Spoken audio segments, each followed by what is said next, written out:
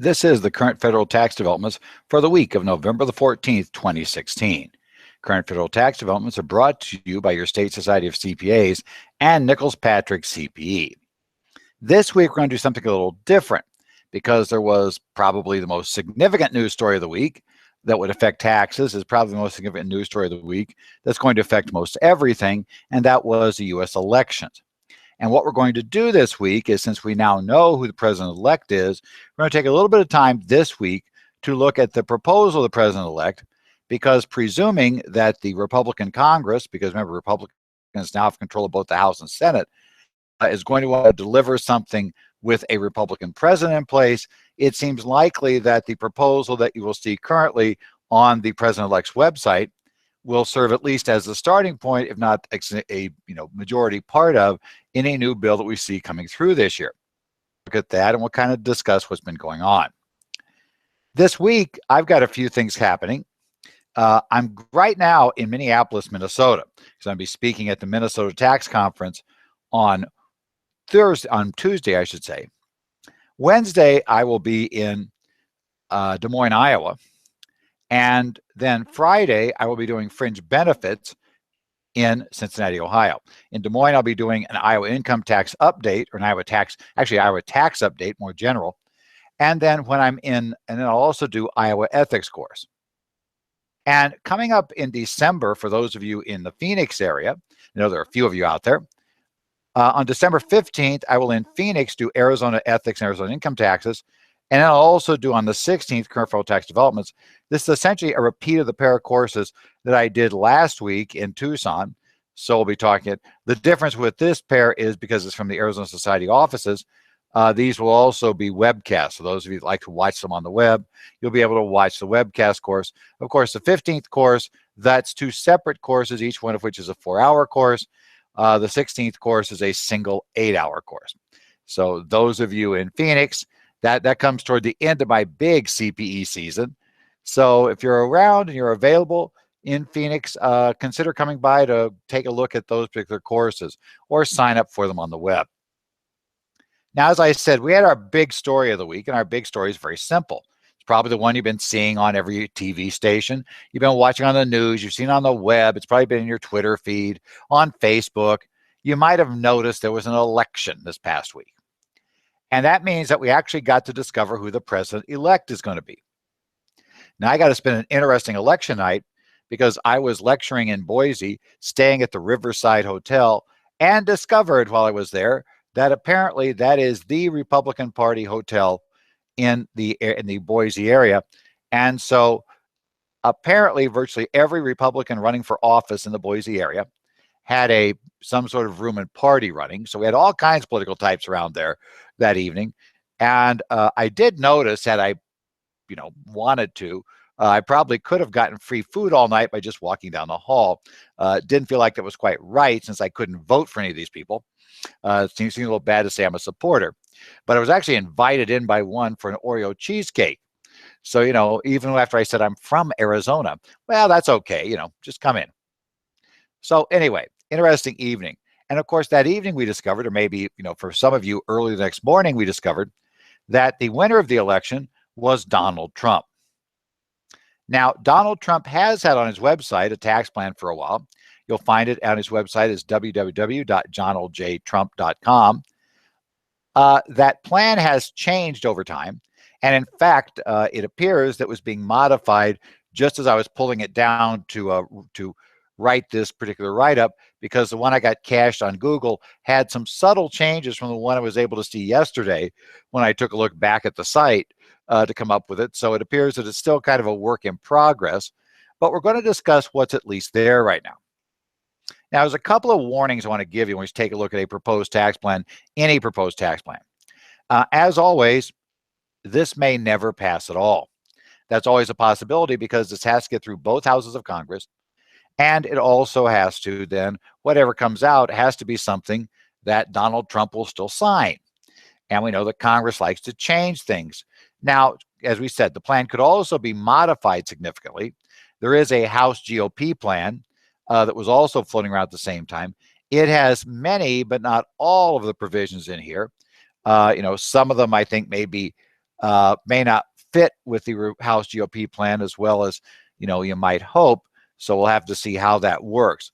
But it seems likely that we will get something that is a combo of the Donald Trump plan and the House GOP plan next year, presuming that in order to show you have a functioning government, then and that basically to justify, and at least in theory, the voters taking confidence and giving control of the presidency and both houses to the Republicans, there may be some pressure on them to actually deliver a tax plan next year. And let's not forget, generally presidents have gotten one tax bill. So we're going to presume that we may very well see a tax bill come out of this. Normally they get at least the first one. It becomes much more difficult to get the second, third, etc. So we'll see, but we are restarting a new administration. So it seemed to me like the chances are reasonable that we're going to get something relatively close to this, and your clients are probably going to want you to know what's in this anyway. So let's take a look, kind of try to figure out what's there. One problem we do have, the plan itself on the website is not legislative language. The plan itself is obviously written for the political campaign. It was written to be, kind of quickly digested. It's talking points. So we're going to have to make some assumptions about how these things will be implemented in the law. But we probably can at least get some idea. And there are some specifics that we can certainly tie down some specific items, and others we're just going to have to kind of figure out what they mean. But let's start with the first part of the plan. We're going to go top down. If you go to Donald Trump's website, you're going to find that, and you go to his tax proposal, just Google that.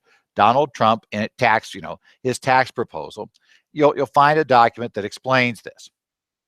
Now, the first thing which he proposes to do is to reduce individual tax rates. He's going to cut us down to 3 brackets, would be the proposal, and the top bracket would drop from 39.6% to 33%. For married filing joint taxpayers with taxable incomes less than $75,000, they would pay 12% on their taxable income. For those that are above 75, but no more than $225,000, they're going to pay 25% on that part of their income. And when your income goes above $225,000, your marginal rate will go to 33%. The single tax brackets will be exactly half of the married filing joint. So we will go and complete the, trying to squeeze the marriage penalty out of the brackets. We have had that in the lower brackets for a while. We've definitely had problems at the very upper brackets for the marriage penalty. This would effectively eliminate that part of the marriage penalty. Note, I did not say we'll eliminate the marriage penalty. The marriage penalty is more than just this. There will be all kinds of things. It tends to get in the tax law in all kinds of ways. So there'll be other places that'll show up. For instance, we talked about earlier this year the case of Voss and Sophie, the case of the 2 unmarried individuals who owned a house together and who we have determined can each take $1 million of mortgage debt. But if they got married, they could only take $1 million. So living in sin is tax effective. That would still be true apparently under this plan. So we're going to see how that one works out, but certainly will be a reduction in tax bracket. We have some other things that would take on this. We have some other individual changes that would be there. The capital gains tax rates, the site now says, didn't say when I first looked at this in the cash version that Google had, but because I looked at the cash version because right after the election on Wednesday, couldn't get to the site. So it was a little bit of fun. I was kind of being overwhelmed, so I had to go to a cash version on Google. The cash version didn't have this line. The current version does. That capital gains rates will not be changed by Mr. Trump's proposal. However, there is a slightly confusing item there that it says, we'll retain the current maximum rates and tax brackets will be, quote unquote, as shown above, which were the rates I just gave you for ordinary income. Not sure what that means, how that integrates. If 20% will simply be a max rate. So until you get above the 12% bracket, you're going to have 12%, which may make sense. It's not clear if there will be a 15% capital gain bracket or not. The one change that he would make that is not one that we've generally seen the Republican at least the Ways and Means Committee come up with very often, is that there would be that he would require carried interest to be taxed as ordinary income. That's a very significant change. It's been pushed by a number of Democrats. That is in Mr. Trump's proposal, that that anybody who receives a carried interest would no longer be able to receive the treatment as long-term capital gains and qualified dividends. For those who aren't aware of what a carried interest is, it's used quite a bit in certain investment structures for the person managing it. What they get is not a management fee, but they get a percentage of the partnership called a carried interest. Therefore, since all the partnership invests in is investment assets, what they end up receiving is normally mainly capital gains and dividends, which obviously are taxed at a much lower rate than ordinary income. The also new on the site that wasn't the cash version, there's a statement there that Mr. Trump would repeal the net investment income tax, the 3.8% tax, as well as the individual alternative minimum tax. So those are also part of his proposal. Significant issues. We have some issues on deductions. A couple of things that the Trump proposal would do with deductions. First, the standard deduction would be increased. For a single taxpayer, there would be a $15,000 standard deduction. For married couples filing a joint return, there'd be a $30,000 standard deduction. Now, there's no mention if we're going to get an additional standard deduction for those that are over 65 or blind. I suspect we're going to still get that because but then again, we don't know for sure till we see the written bill. There would also introduce another thing that's a little interesting. There would be a cap on total itemized deductions imposed on all taxpayers. Presumably, this would be in lieu of the P's limitation. So itemized deductions would be capped on a joint return at $200,000 and at $100,000 for a single taxpayer. In the back of my mind, I'm thinking that provision seems likely to face some opposition from charitable organizations who obviously are going to be concerned that this would discourage some rather large donations, because if you're only going to get 200 grand or 100 grand, the theory will be, why should I make why should I make more than that in donation? Why shouldn't I hold it and maybe make extra donations later? And I'm sure the charities would prefer not to have people thinking that way. So because of that, don't be surprised if the charities don't try to get that particular provision struck from this bill. Donald Trump would also go back and yet again, we're going to repeal the estate tax. Remember, we did this once in 2001. I mention that, our AGTRA repeal, largely because there is a problem. What we're going to see in the upcoming congressional session is that the Republicans held on to the Senate, which is true, but they only have a 52 or 51 or 52 to 48 or 49 advantage. There's still one contest to be decided. That's not enough to force a vote in the Senate through anything but the reconciliation process. Some of you may remember back in 2001 when George W. Bush was trying to get his tax program, the AGTRA program, through. We ran into that roadblock as well. There were not enough votes coming over with the proposal to get over the 60-vote hurdle to allow them to suspend the rules and get rid of the rule in the reconciliation provision that you can't spend money more than 10 years out. Well, because of that, we may again see a problem where we're going to repeal the estate tax, but only for 10 years. So if we go back to that mode again, that's maybe good news, but it may also be quite a bit of uncertainty. There was one problem with what happened in 2001. It caused all kinds of confusion for 10 years. If we do it again, I would like it to be done. If you're going to do it permanently. Unfortunately, what may happen is they'll say all we can get is for 10 years, and then you're back trying to figure out what does any of this mean and should we do anything. So remember, you still have that problem of the Senate. The Republican control there is only 52. That's well short of what they need to be able to just assure they can pass their bills through anything but using a reconciliation measure. And the reconciliation measure has already been rumored to be used for the repeal of Obamacare. So that reconciliation bill may be tied down with a lot of interesting and odd proposals. By the way, when you try to use that, there's all kinds of crazy restrictions you run into. So it could make a lot of this interesting. Mr. Trump also has some proposals to revise how we deal with childcare. It doesn't say so, but I would presume that we are going to repeal the childcare credit. We're rather going to go to an above-the-line deduction for childcare that is capped at the average cost of childcare for the state in question. It's available again for children under the age of 13, so basically the same requirements we have now. It's not available at all, though, if your income is over $500,000 if a married couple, or $250,000 if you are a single individual. So there would be a loss of it entirely. The other thing this would work with is you'd be giving a similar deduction for elder care. That would be capped at $5,000 per year, but again, above the line. There would be spending rebates that would be given through the earned income credit to low-income taxpayers, because obviously an above-the-line deduction, or even frankly, the old credit, wasn't of much use if you don't really have any income. So those earning up to $62,400 joint or $31,200 single, via some mechanism up to $1,000 might be, or I should say, a spending assess will be there. I was getting ahead of myself on a $1,000 routine. We have another child care proposal, though it's a little different, and that's taking on a concept very similar to the where we talked about health savings accounts, 529 plans. We're now going to have, the idea is we're going to establish these things called dependent care savings accounts.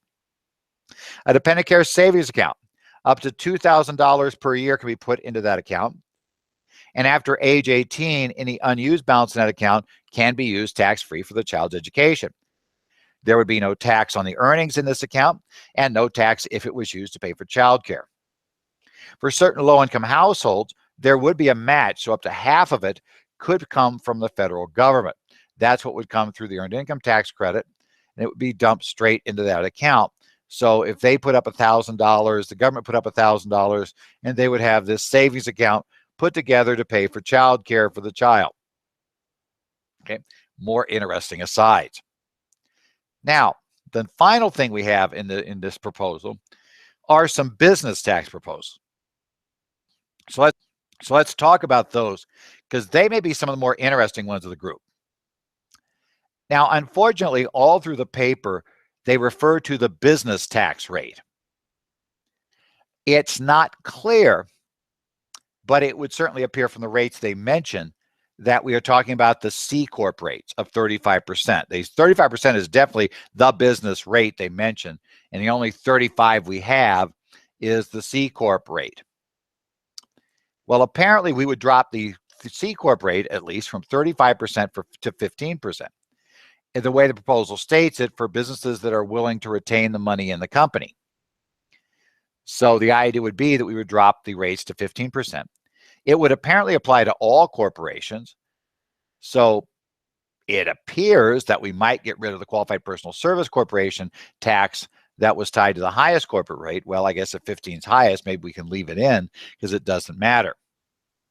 We would also remove entirely the corporate alternative minimum tax that already does not apply to small corporations, but it would not apply to any corporations under this rule.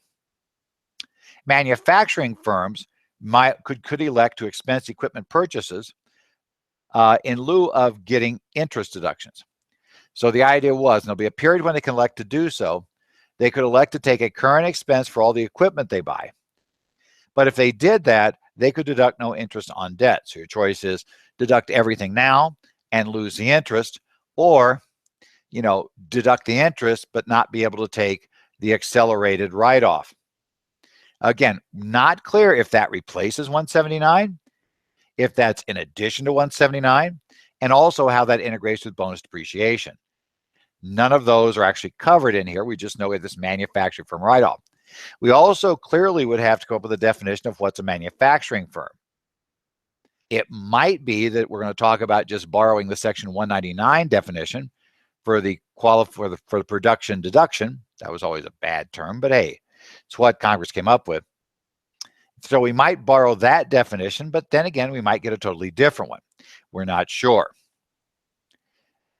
Now, if you think about all this for a second, one thing that should come to your mind, those of us who've been in practice since before 1986, is with a 15% rate, even with double taxation, if we retain the 20% capital gain rate, if you can have any sort of delay in paying the second tax, a C Corp may suddenly look like a much better option to use for your business than using the S Corp. especially if you need to build money inside the company for investment purposes. So we need to build inside to build capital. We may be pressured to make our balance sheet look better, and the C Corp has always made that easier. This could make it very easy to get that done with a maximum 15% rate on everything. We'll have to see, of course, whether he talks about getting rid of the cumulative earnings tax and other issues, how we work on those things. But you may keep this up with a flat 15% rate. Suddenly C Corps may not look so bad, because again, the 15% rate would apparently also apply if we sold the assets of the corporation. So even at a sale, you'd be looking at a maximum 2% kicker rate.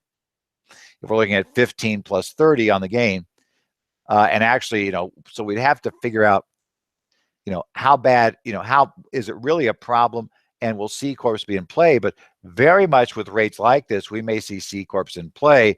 That'll be especially true if you're in a state, as many are, where the highest corporate rate is significantly lower than the highest individual rate.